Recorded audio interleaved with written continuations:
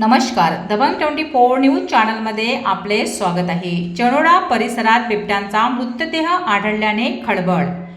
उमरेड तालुक्यातील चनोडा परिसरातील रस्त्यालगतच्या नाल्यात आज सकाळी बिबट्यांचा मृतदेह आढळून आल्याने परिसरात एकच खळबळ उडाली। घटनेची माहिती मिळताच वन विभागाचे अधिकारी व कर्मचारी घटनास्थळी दाखल झाले।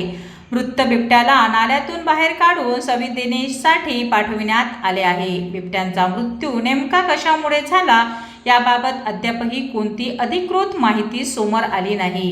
अपघाती मृत्यू, नैसर्गिक कारण किंवा अन्य कोणते कारण याबाबत वन विभाग तपास करीत आहे। घटनेमुळे परिसरात भीतीचे वातावरण निर्माण झाले असून नागरिकांनी मोठी गर्दी केली होती।